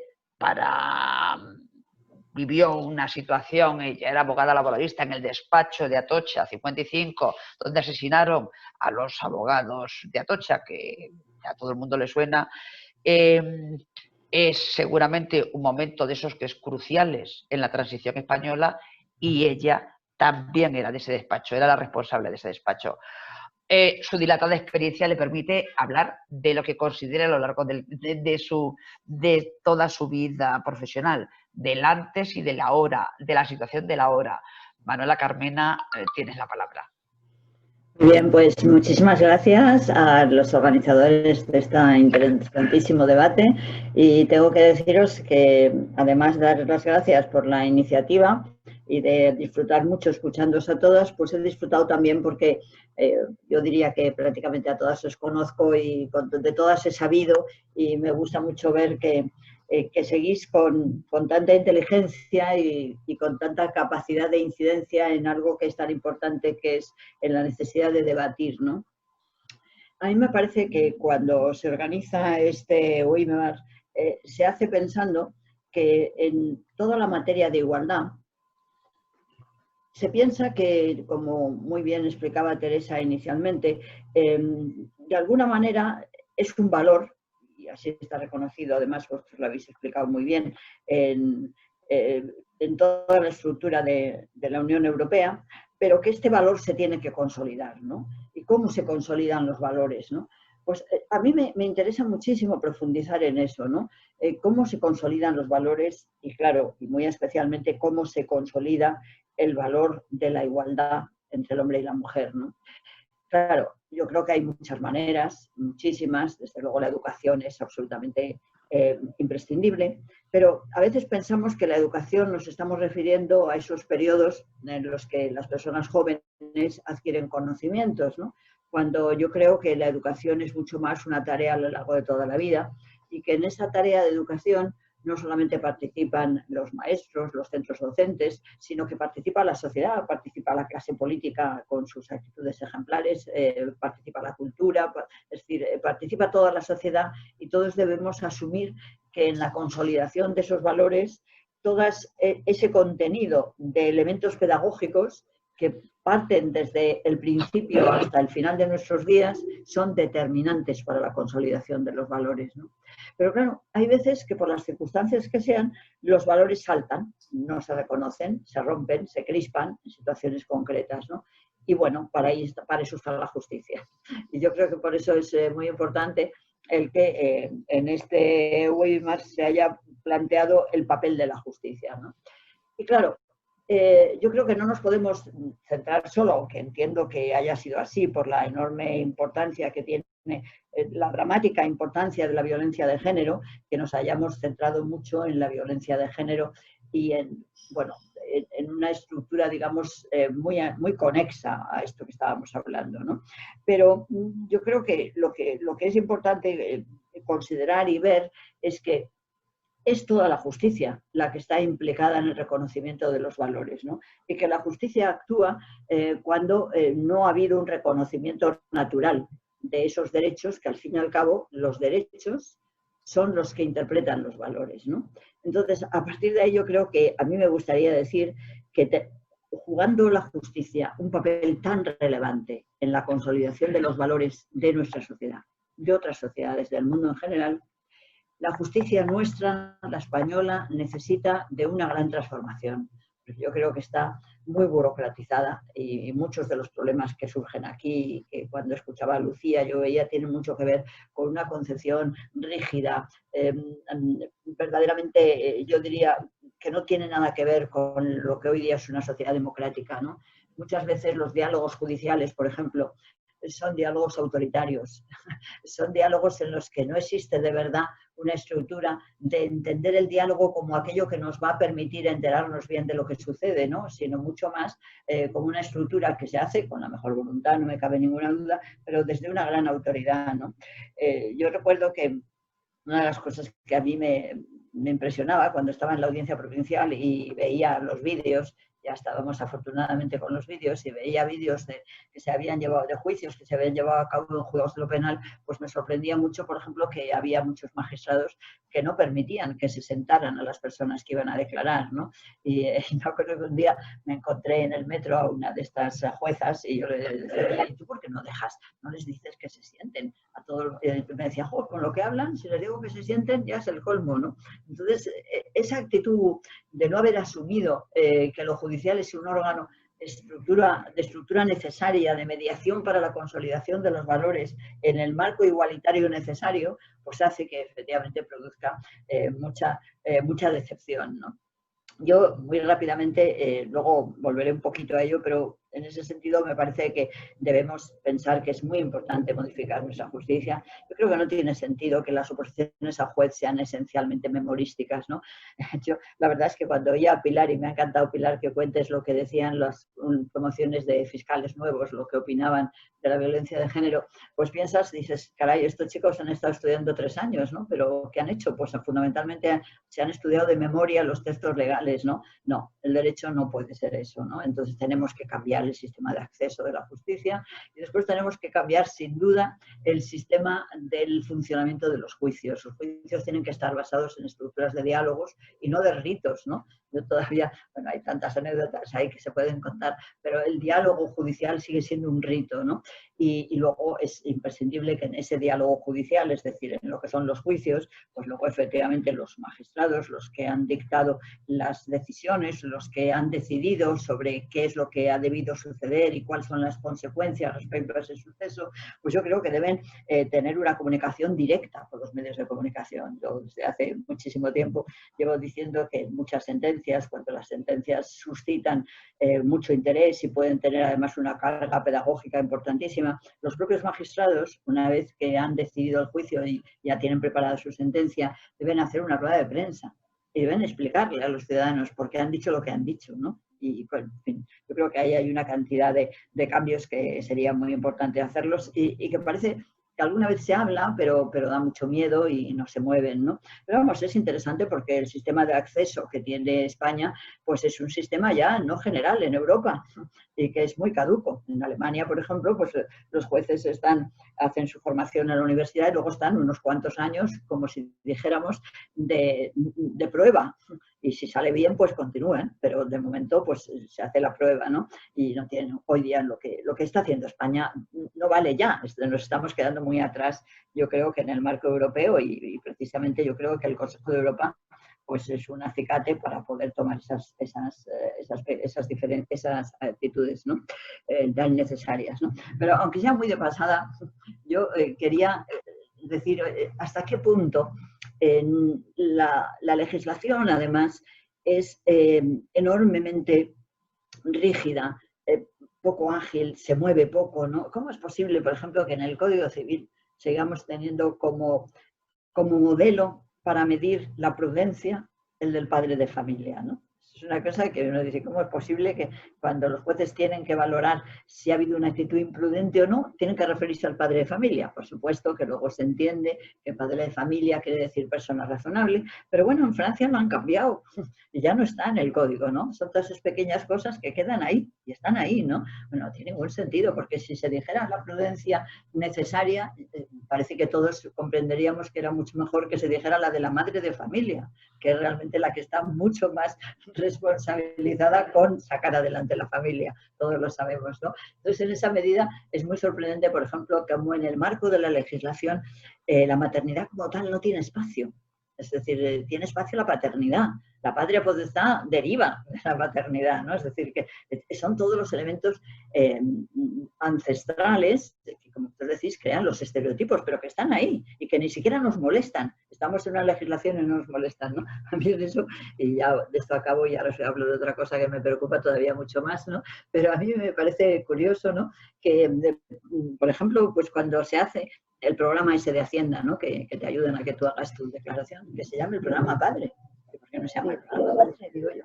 Yo la verdad es que cuando estuve en el ayuntamiento, una de las cosas que me dio más satisfacción es que en el programa que hicimos de rehabilitación de Madrid se llamaba Madre, era el programa de rehabilitación Madre. Decíamos Madrid rehabilita, pues Madre, ¿no? Pero es que queríamos que fuera Madre, ¿no? Yo creo que ese concepto de la maternidad, que es la síntesis del cuidado y la síntesis del mantenimiento de la vida, ¿por qué tiene tan poco peso en todas las estructuras de poder? Y la legislación es una estructura de poder.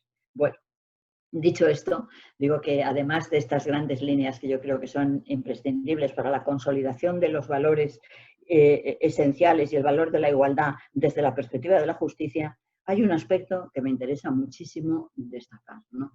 El sexismo tiene, la lucha contra el sexismo tiene algunos aspectos muy claros, porque sí sabemos lo que es desigual, y cuando es algo desigual decimos esto es un contravalor y tenemos que ir a la igualdad.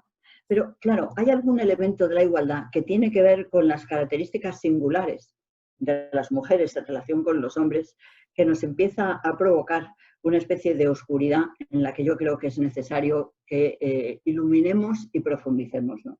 Me voy a referir muy rápidamente a lo que todos habéis dicho un poco, la famosa sentencia de la manada, ¿no? A mí de la sentencia de la manada, escribí una pequeña cosa en su momento, pero de la sentencia de la manada lo que me llamó, lo que fue como una especie de flecha que me hizo un daño terrible fue el voto particular, ¿no? Porque lo tremendo del voto particular no era el que el magistrado llegaba a la conclusión de absolución, porque afortunadamente tenía poco que ver porque el sector mayoritario impidió esa absolución. Pero lo que yo creo que era tremendo es que el magistrado creía que esa mujer, creía que esa víctima, creía que esa chica joven había gozado sexualmente. Y entonces yo me pregunté, ¿qué desconocimiento de la sexualidad de las mujeres existe para que un hombre, como es un magistrado, con una formación en principio importante, porque tiene una formación importante, desconozca tanto la sexualidad de la mujer como para pensar que en ese contexto y viendo ese vídeo la mujer goza? ¿Es que no saben los hombres cómo gozan las mujeres? Pues yo creo que ni las propias mujeres a veces lo saben. Yo acabo de leer ahora un libro que os recomiendo, me parece muy interesante, que es un libro de Carmen Valls que se llama Mujeres Invisibles, y el libro está recién publicado ahora. Ella dice que hay que aceptar que ahora la sexualidad de las mujeres sigue siendo desconocida, ¿no?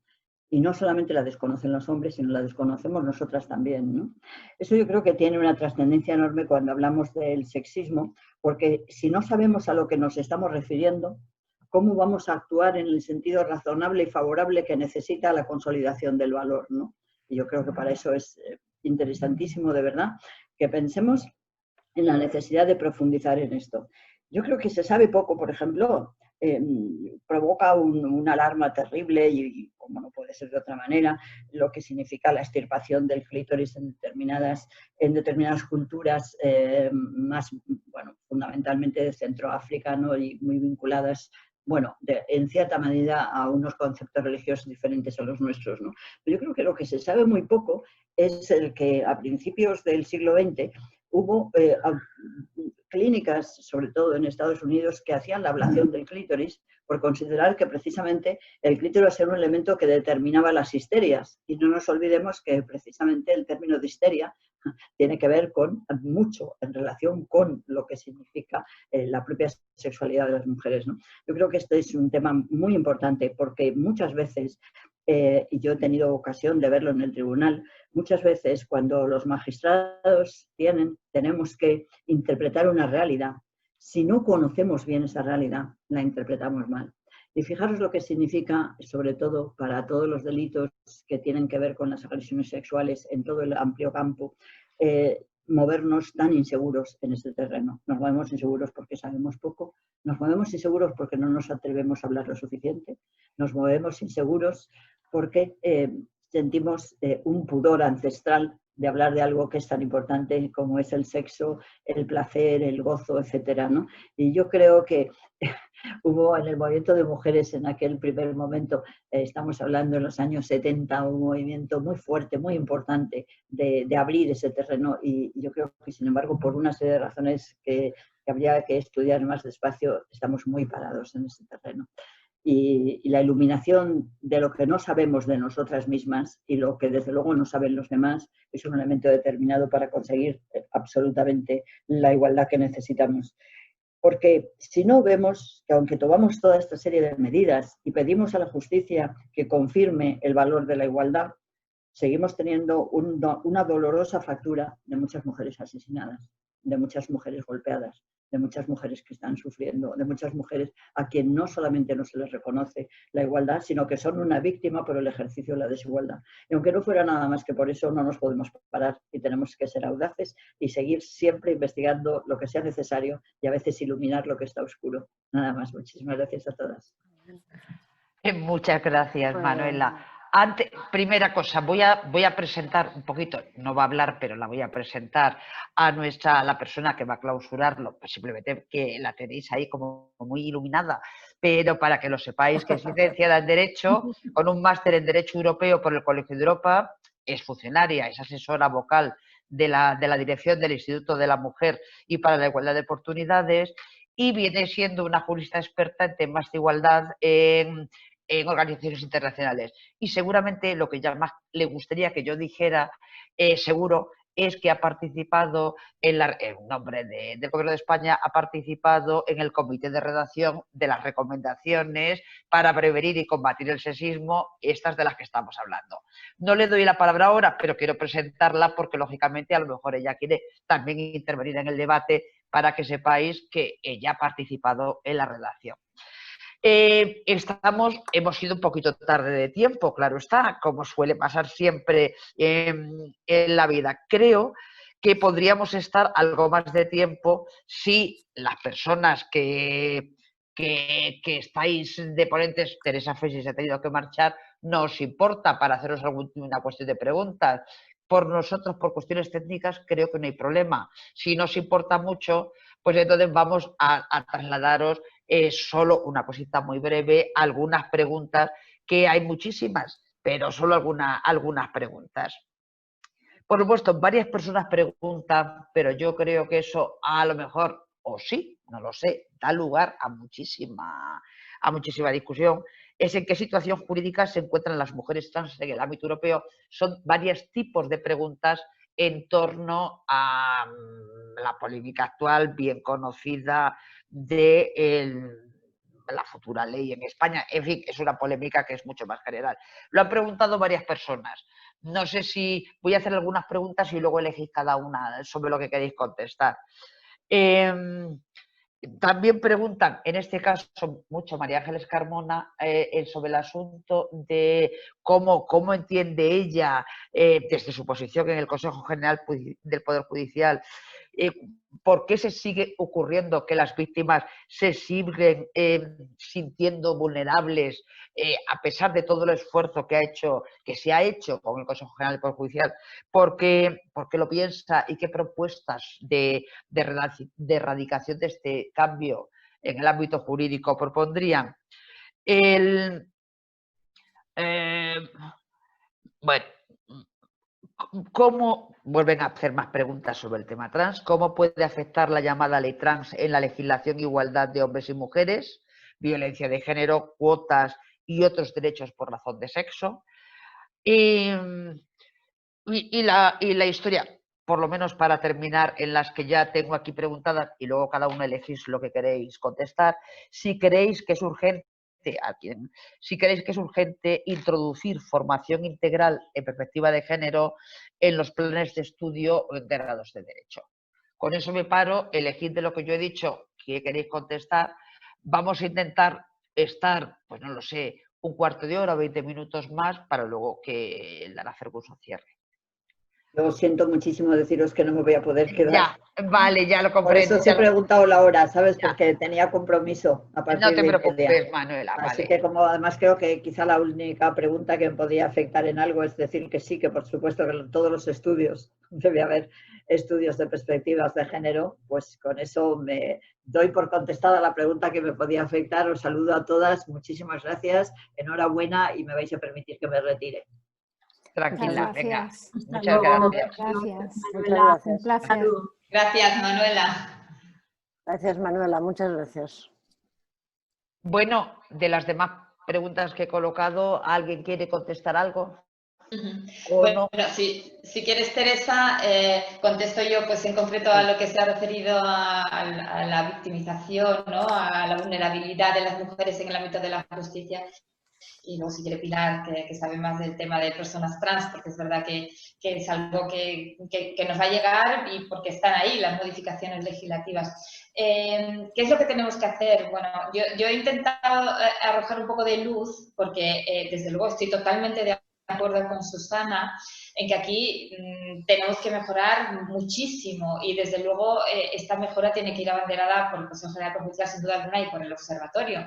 Hay muchos defectos, hay mucha victimización, las mujeres no se sienten creídas, tienen miedo a que no las crean en las instituciones, sobre todo en los órganos judiciales, y por eso en muchas ocasiones ni siquiera denuncian o se acogen a su derecho a no declarar. Esto, bueno, daría para otra jornada entera, ¿no? Pero ¿qué es lo que hemos propuesto nosotros desde el Observatorio? Está todo en el Pacto de Estado contra la Violencia de Género. Hemos propuesto modificaciones legislativas, o sea, modificaciones que obliguen a los jueces preceptivamente a, por ejemplo, suspender el régimen de visitas o crear una patria potestad cuando el niño, hijo, hija de la víctima de violencia de género haya sufrido, haya estado en contacto en ese contexto, en ese escenario de miedo de la violencia de género, ¿no? Hemos pedido que no se valore ese elemento subjetivo que parece que en algunas audiencias provinciales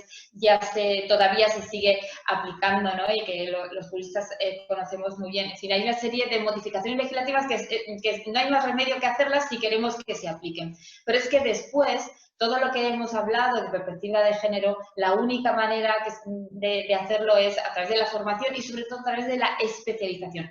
Especializando jueces y especializando a órganos también. Sabemos que hay muchos órganos especializados en la fase de instrucción, pero luego en la fase de los juzgados de lo penal, que es donde se dictan la inmensa mayoría de las sentencias de violencia de género, hay muy pocos juzgados especializados. Ahí estamos también y hemos propuesto que se haga más esfuerzo para que haya juzgados de lo penal especializado en todo el territorio nacional. Es decir, estamos acometiendo todo esto desde diferentes frentes y sobre todo, y el más importante, el de esta especialidad propia, que es una gran novedad en nuestro país, ¿no? Igual que hay jueces especialistas en mercantil, va a haber jueces especialistas en violencia sobre la mujer, ¿no? Esto es un gran paso adelante que pedimos y que ya está en la última reforma de la Ley Orgánica del Poder Judicial. ¿Puedo añadir yo algo? Sí, sí, claro.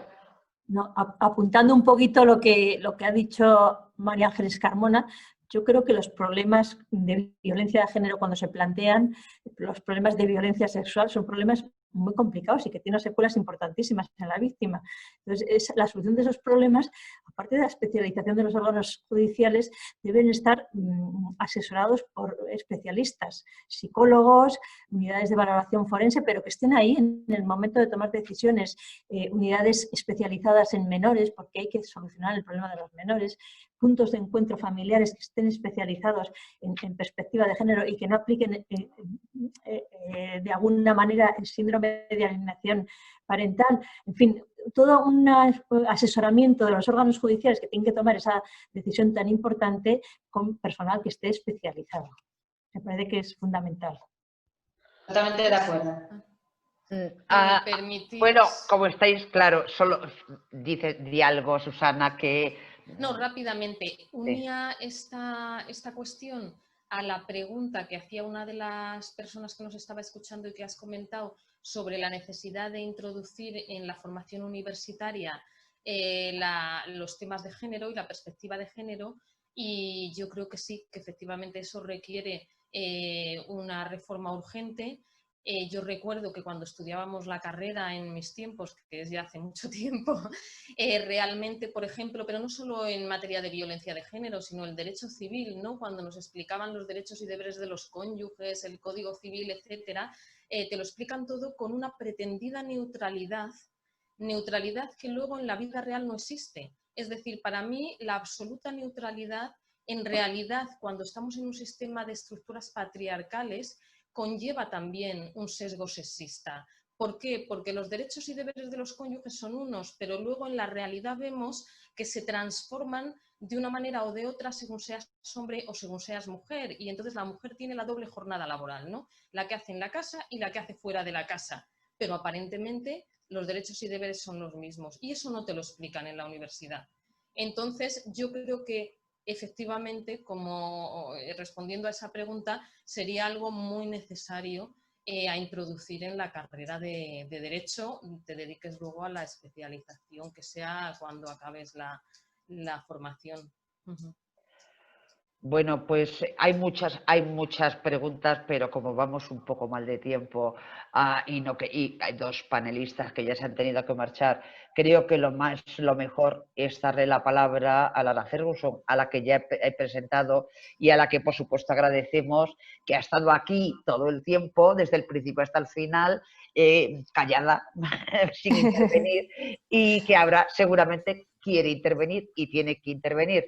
Le agradecemos al Instituto de la Mujer que haya estado aquí presente y a ella en particular que esté aquí y que nos vaya a hablar ahora. Lara, y con esto, cuando ella termine, terminamos el debate. Lara Ferguson.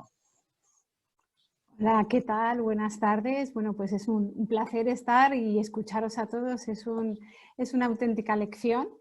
Doy las gracias al Lobby Europeo de Mujeres en España por haber invitado al Instituto de la Mujer para la clausura y a las magníficas ponentes, por supuesto. Como decía Teresa, el tema que nos ocupa es la aprobación de esta recomendación sobre el sexismo, que efectivamente tuve la gran oportunidad, porque no puede ser de otra manera, de participar en el comité de redacción durante 2017-2018, que fue un proceso muy interesante, muy intenso, ¿no? Del que se fueron analizando distintos sistemas y en el que yo considero que uno de los logros más destacables es que haya una definición sobre sexismo. Porque bueno, todos aquí somos juristas y sabemos que desde el momento en que hay una definición se le da un rango a al sexismo, además de dimensionarlo, nombrarlo y visibilizarlo. Porque tal y como decía Manuela Carmena, es necesario saber qué está pasando, qué es esa violencia de baja intensidad cotidiana que se va acumulando con el tiempo y, como dice la propia recomendación, es un continuum que va teniendo unos efectos diarios y que afecta a tu autoestima, afecta a tu promoción profesional, a la confianza que tienes en ti misma, y todos estos aspectos al final tienen consecuencias, tienen daño psicológico, económico, sexual, todos, muchos de los cuales habéis estado exponiendo perfectamente en lo que es en el ámbito judicial y más allá, porque al final no solo es el ámbito judicial, sino es en la sociedad en sí. Y además a la hora de hacer la recomendación, bueno, en que se logró esa definición consensuada que está ahí y sobre la que se puede partir, pues también se quería que tuviera una dimensión práctica, es decir, que los Estados miembros se pusieran a trabajar y en ese sentido dar una serie de directrices con medidas y herramientas que podían poner en práctica en los distintos ámbitos. Aquí hemos estado hablando en el ámbito de la justicia porque eran unos de carácter general, unas directrices de carácter general y otros en aquellos sectores donde se consideran especialmente prevalentes y como vosotras habéis expuesto perfectamente en el ámbito de la justicia, tiene unas consecuencias, como dice Pilar, es que las decisiones no van a ser justas, es que estamos restringiendo el acceso de las mujeres a la justicia, es que no hay credibilidad de la víctima, es decir, que las consecuencias son muy determinantes. Y lo que es también muy relevante y se enmarca dentro de la jornada que estamos haciendo es que el Consejo de Europa también es consciente de que aparte de la recomendación, esto tiene que llegar a toda la sociedad. Cada persona en su ámbito tiene una labor muy importante que realizar. Y en ese sentido ha lanzado esta campaña, la campaña que se llama Detéctalo, nómbralo, páralo. Y ha sido muy interesante tanto en este webinario como en el webinario anterior.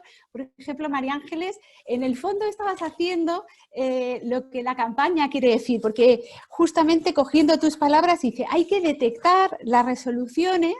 Entonces, una vez que las detectas, evidentemente dices que son sexistas y luego pues hay que buscar la forma de mitigarlo pues a través de esas nuevas resoluciones que van entrando y van empatizando, como dice Pilar, con lo que es la situación de la víctima y haciéndose más humanas. Entonces esta campaña consta de un vídeo, una página de acción y de un test que son, cogen todos los elementos de la recomendación, pero lo hace accesible para cualquier persona. Yo he visto el vídeo varias veces y me gusta, la página de acción contiene datos, ejemplos, porque muchas veces es, ¿pero de qué estamos hablando? Pues te voy a poner un ejemplo, que a lo mejor en nuestra práctica diaria no lo necesitamos, pero sí que se necesita en el día a día.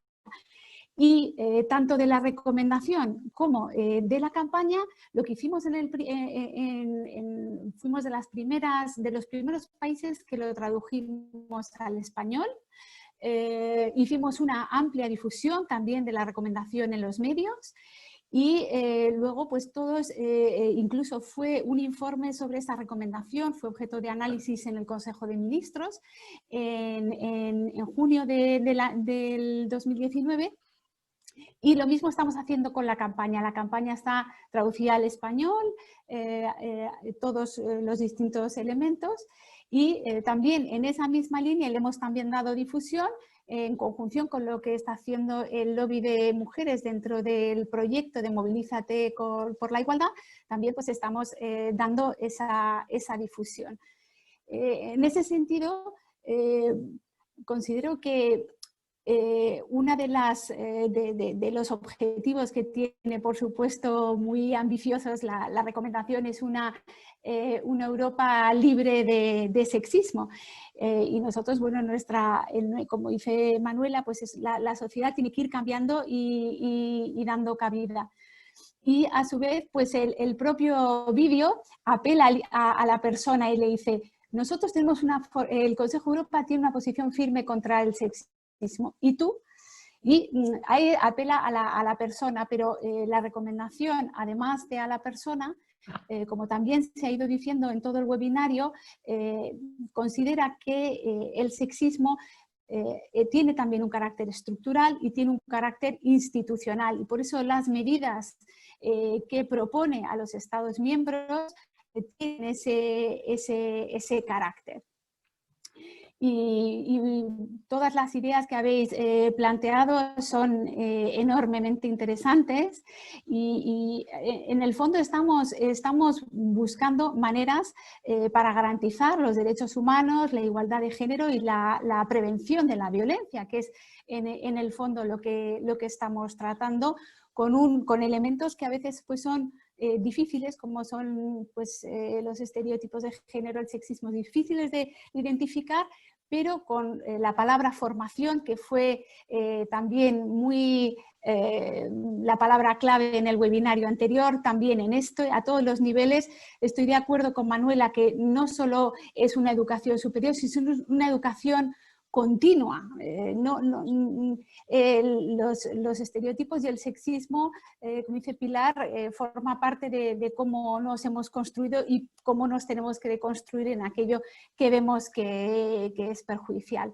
Y bueno, recogemos todas vuestras excelentes propuestas, reflexiones, y desde el Instituto de la Mujer, bueno, consideramos que la recomendación es un instrumento muy, muy valioso y estamos dispuestas pues a compartir y a seguir avanzando en este terreno. Bueno, vamos con un poquito de retraso, vale, vamos a cerrar. Quiero, por una parte, deciros que sepáis que hemos tenido una asistencia de personas de más de 200, en el entorno de 214, creo que es bueno saberlo, lo cual no es en absoluto, no es nada habitual, es una cosa rarísima. Que vamos a grabar el vídeo y que, por supuesto, quienes quieran acceder al vídeo lo van a tener sin mayores problemas. Que damos las gracias a todas las panelistas que han sido todas espléndidas y magníficas sin ningún género de dudas, al público asistente que ha aguantado aquí, porque fijaros que estamos ya al final pasador de tiempo y están más de 160 personas todavía escuchándonos, y al Instituto de la Mujer le pedimos que tenemos que volver a hablar sobre las recomendaciones que hagamos, como que es parte de la administración. Sin más, os agradezco de nuevo a todas las que habéis estado aquí y cerramos el seminario. Muchísimas gracias por todo, ¿vale? Muchísimas gracias. Gracias. Gracias a todas. Gracias. Luego. Adiós. Adiós.